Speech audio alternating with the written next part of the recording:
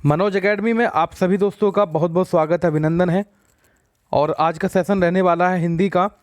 और हिंदी में भी ऐसा टॉपिक रहने वाला है जो कि आपको हर एग्ज़ाम में मिलता है।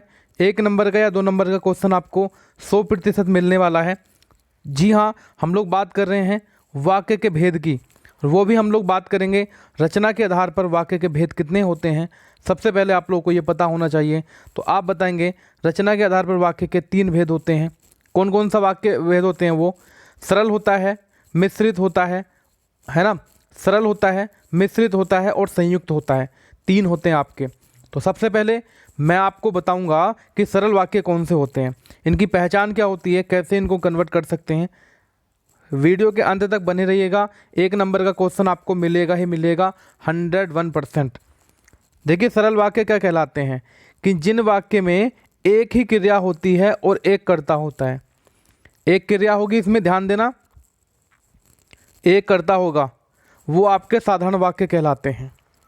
अगर मैं दूसरों शब्दों में बात करूं, जिन शब्दों में केवल एक ही उद्देश्य हो और एक ही विधेय हो, उन्हें हम लोग साधारण या सरल वाक्य कहते हैं। अब आपके दिमाग में ये आया होगा, सर ये उद्देश्य क्या होता है, विधेय क्या होता है। ओके, इसके बारे में भी चर्चा करेंगे।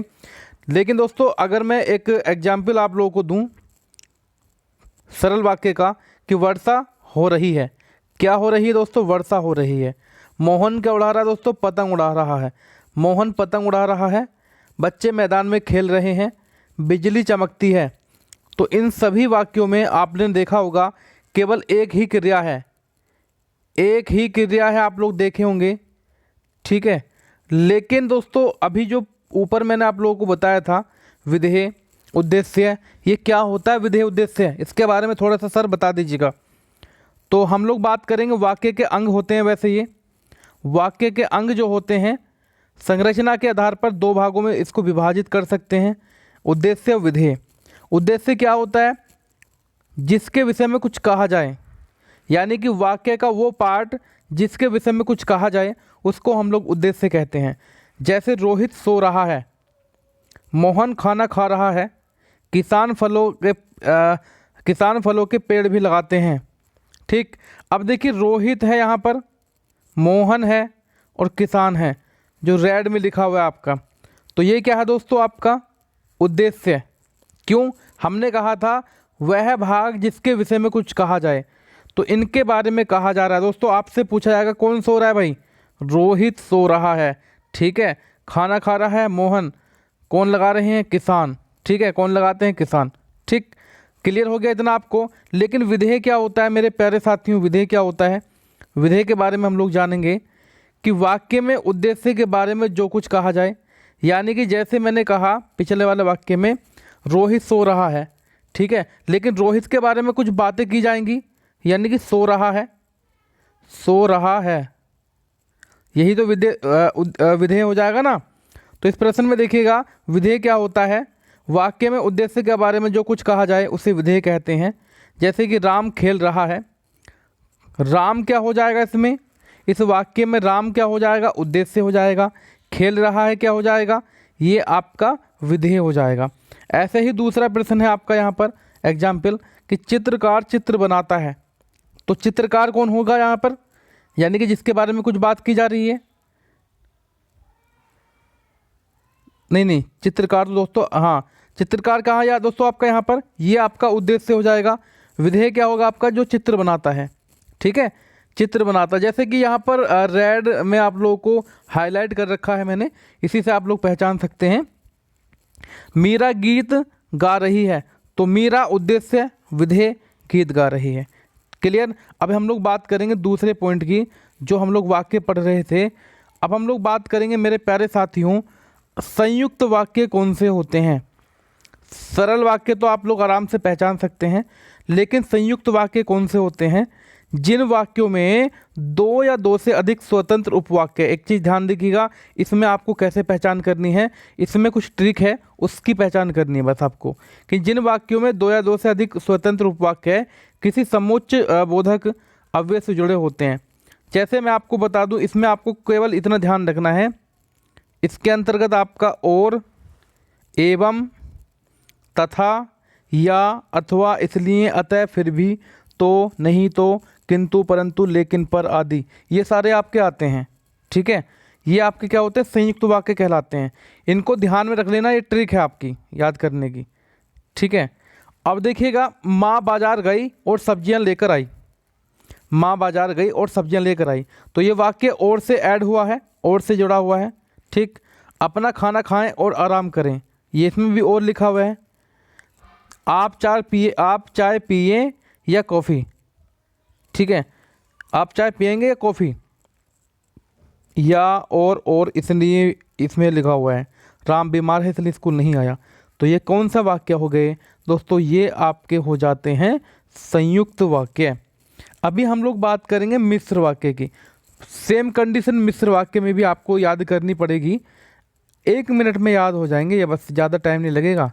ठीक है, अभी दोस्तों आपसे कह रहा है कि मिश्र वाक्य, जिस वाक्य में एक मुख्य उपवाक्य हो और अन्य उपवाक्य उस पर आश्रित हो, उसे हम लोग मिश्र वाक्य कहते हैं।